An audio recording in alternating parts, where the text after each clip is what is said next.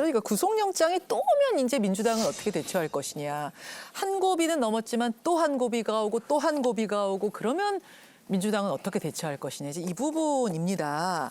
요번에 부결을 시키되 당대표한테 이렇게 결단을 요구하자.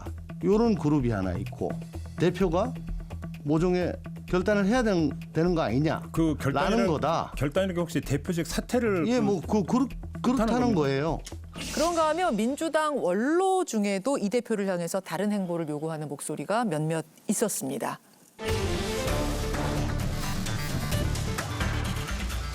이번에는 우리가 함께 뭉쳐서 이 동의에 대해서 그 의원총회에서 결정한 바와 같이 그렇게 따라가고 다음번에는 떳떳하고 당당하게 민주당의 그 역사 있는 전통의 당 대표로서 책임 있는 하나의 행동으로서 설득서발로 선당 후사의 정신을 발휘해 줬으면 하는 그 바람이 있습니다. 근데 만약 그랬다가 구속이 돼버리면 어떡하냐. 되면 어때요? 그래 되면은 그 정도의 모험도 안 하고 자꾸 그 과자 먹으려고 세상을 그러면 되나요? 만약에 되면 예. 권력이 무모하다고 그러지 오히려 그게 더 플러스예요? 플러스가 될 수도 있는 거죠. 구속되라 그냥 이러셔가지고 저 되게 좀 당황스러웠어요. 유익태 전 총장님은 본인도 구속을 그 전에 많이 당해 보셨으니까 예. 그게 긴 여정으로 보면 정치 활동하는 데 있어서 전혀 장애가 아니다. 뭐 이런 취지로 말씀하신 거죠. 근데 구속된 사건이 좀 다르잖아요. 그렇죠. 거기 사건의 질은 좀 다르죠. 민주항영 사건으로 독재 정권 시절에 민주화운동하다 구속된 건데. 아니 유 총장님은 그것도 플러스다. 그러니까 이제 심사 받아라. 구속이 안 되면 좋지만 뭐 돼도 그게 유죄는 아니지 않는 이런 논리들. 저는 그래서 이게 아마 제 그냥 개인적인 뇌피셜인데 여름 지나고 가을쯤 되면 예. 민주당 내에서는 이제 할 만큼 했다. 저는 그런 식의 흐름이 분명히 형성이 될 왜 거라고. 가을입니까? 이제 총선이 눈앞에 코앞에 다가오는 거죠. 지금이야 1년 정도 남았으니까 상황을 좀 보자 이런 거지만 총선이 코앞에 있으면요. 국회의원들은 공천도 중요하지만 공천보다 더 중요한 게 당선이에요. 우리 공천 받아봤잖아요. 떨어졌잖아요. 공천 받아도 소용없어요.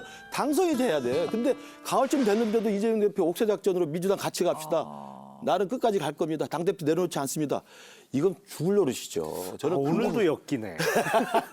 저는 그래서 영장 계속 청구되고 불구속 기소를 재판 계속 받으러 다니고 그럼 가을쯤 되면 이런 흐름이 분명히 생긴다. 분수령 변곡점을 가을쯤으로 그럼, 보신다. 김선영 소장님. 저는 지금 검찰의 스케줄대로 네. 정치권이 움직일 필요가 전혀 없다고 생각합니다. 눈에 띄는 것이 검찰의 영장 청구이기 때문에 우리가 이 문제에 집중해서 보는데요.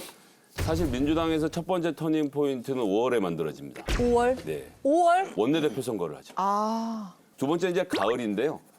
선거 전 180일. 예. 예비 후보들이 꿈틀거리기 시작할 때 예. 실질적으로 선거 국면으로 넘어가게 되고 그럼 이제 김근식 교수님 말씀처럼 어쨌거나 내 눈앞에 있는 내 선거가 제일 중요해지는 그렇죠. 상황이 되거든요. 그 상황에서 어떤 선택을 할 것이냐. 근데 예. 이재명 대표 입장에서도 이재명 대표의 지금 첫 번째 목표가 당대표가 되는 걸까요? 아니죠. 대통령이 되는 게 본인의 목표입니다. 대통령이 되기 위해서 반드시 해야 되는 것은 당대표직을 유지하는 게 아니고요. 내년 총선에서 민주당이 이기는 겁니다. 총선의 승리를 위해서 이재명 대표가 던질 수 있는 수가 무엇일 것이냐. 거기에 대한 고민이 깊습니다. 자, 바로 이재명 대표의 생각을 좀 엿볼 수 있는 인터뷰가 하나 있었어요. 친명계 자장이라고 불리는 정성호 의원. 정성호 의원이 지난주 인터뷰에서 어떤 얘기를 했냐면 총선 6개월 전쯤에 대개 공천 그 기획단, 선거 기획단이 만들어집니다. 선거 기획단 만들어지고 한 4개월 전부터 공천 준비가 시작되는데 뭐 당 안팎의 여러 의견 들어갔고 이재명 대표도 민주당이 총선에서 승리할 수 있는 그런 방법을 선택하겠죠. 이 얘기는 지금 이재명 대표도 총선 승리 위해서 고민하고 있다. 여러 방안 늘어놓고 그 얘기 아니에요? 고민이 없을 수는 없죠. 왜냐하면 총선에서 만약에 민주당이 참패를 한다? 그렇게 되면 이재명 대표의 정치적 생명도 거의 끝나는 거거든요. 그리고 그 총선 참패의 책임, 원인 제공자로 앞으로 계속 그 딱지가 붙어 다닐 수밖에 없거든요. 근데 달리 또 생각하면 이재명 대표는 본인에 대한 사법 리스크를 사실은 사법 리스크가 아닌 정치 이슈화로 끌고 가야 유리하다고 판단하고 있는 것 같아요. 이재명 대표는 이제 제 개인적인 그냥 판단입니다만 이재명 대표는 성남시장 근데 그 이전에 변호사 시절 성남시장 시절 도지사 이후에 지금 행보를 보면 이재명 대표의 그 인생의 그 스타일은 선당후사보다는 자신을 지키는 데 더 강한 좀 애착이 있다고 봐요. 그래서 지금 이 상황에서도 많은 사람들 비명계라는 무슨 계보 싸움이 아니라 민주당을 지키고 제가 듣기는 호남에서도 지금 그런 민심이 굉장히 많이 형성되고 있다고 생각을 합니다. 왜냐하면 호남에 있는 민주당 지지자들은 민주당을 사랑하는 사람이지 이재명 개인을 사랑하는 사람들이 아니에요. 근데 이러다가 민주당이 이재명 때문에 다 죽게 생겼다라고 생각하는 흐름이 지금 만들어지고 자, 있습니다. 그게 가을일 것이다. 당연하죠. 그럼 그래서 가을에 비대위 체제 갈 수도 있다는 그렇게까지 아, 그 내려놔야 비대위지 안 내려놓으면 그냥 같이 폭망하는 거예요. 저는 그럴 가능성이 크다고 봅니다. 이재명 대표 지금까지 살아온 안 길이 내려놓는다. 그렇다고 봐요, 저는. 그 정성호 의원이 하신 말씀의 행간을 좀 보면 이런 거죠. 그러니까 이재명 대표가 어느 시점에선가 내년 총선 승리를 위해서 액션을 해야 되는데 그게 뭔가 이렇게 좀 떠밀려서 좀 불명예스럽게 이미 뭐 명예롭지는 못하지만 사법 리스크 때문에 그런 어떤 물러서는 방식이 아니라 좀 부드러운 퇴로를 열어줘야 되는 거 아니냐 이 얘기를 좀 담고 있는 것 같아요. 근데 이제 민주당에서 계속 나오는 얘기는 뭐냐면 대안이 있느냐. 그래서 이재명 대표가 그만두면 대안이 있느냐? 누가 이끌고 총선 치를 거냐? 이제 이게 친명계 쪽 이야기 아니겠어요? 대안이 있느냐? 누가 이끄냐? 대안은 전당대회 다시 해도 되고요. 우리 당에도 천하람 후보 나오는 거 보십시오. 우리 김성애 소장도 있고 예. 전당대회 다시 하는 방법도 있고 김성애 소장이 내려놓기만 하면 비대위도 있어요. 김성애 비대위도 소장이 아니, 나가는 왜만 끌고 들어가세요? 왜 저까지 끌고 들어가세요, 거기를? 아니 물론 온라인 게시판이 좀 난리 나요 또 이러면. 물론 엮는 거 전문이세요? 엮는 거 전문. 지난 대통령 선거에서 역대 대선에 나섰던 민주당 후보 중에 가장 많은 득표를 비록 선거에서 패배는 했지만 했던 후보이기 때문에 대권 주자로서 이재명 대표의 민주당 내의 독보적인 어떤 지위나 위상 이게 있죠 여전히.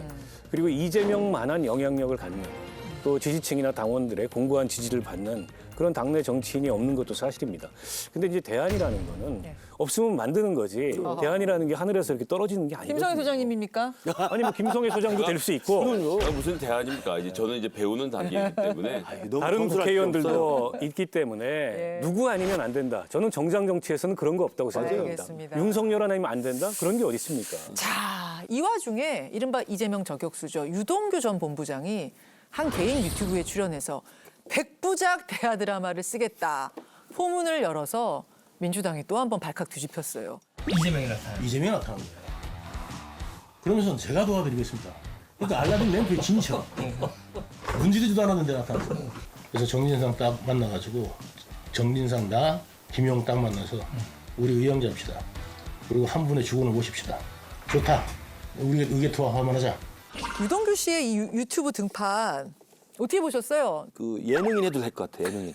정말 이 말하는 게 너무 편하게 하면서 재밌게 하고 그 사람들을 울렸다 웃겠다 할 수 있는 능력이 있는 것 아, 같아요. 재밌으셨어요? 네, 그래서 우리도 판도라가 정말 대한민국 최고의 시사 예능 프로그램입니다. 예.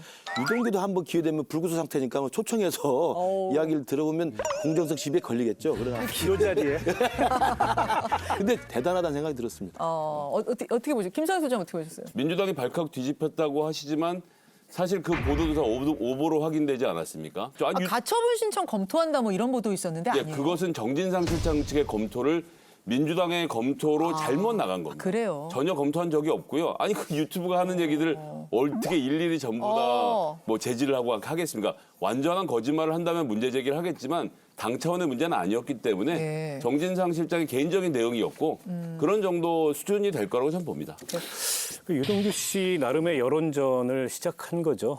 이재명 대표 혹은 그 측근이라고 할 수 있는 정진상, 김용과 만나서 알게 됐던 또 있었던 이런 지난 10년간의 얘기를 조금은 어쨌든 흥미로운 그 소재들을 섞어서 조금은 자극적인 방식으로 풀겠다. 물론 이게 수사나 재판에 미칠 영향은 없습니다.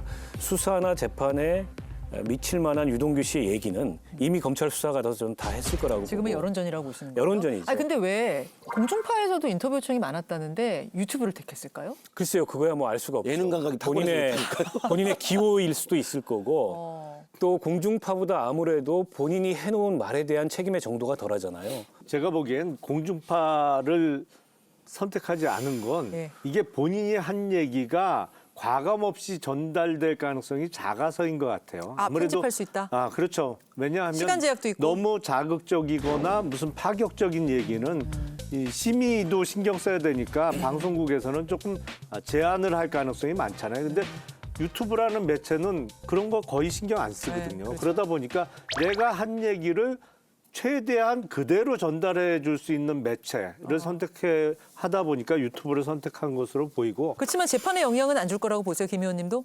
유튜브 활동이 재판에 영향을 주는 건 없을 겁니다. 알겠습니다. 이재명 대표를 둘러싼 민주당의 뜨거웠던 한 주를 정리해봤습니다.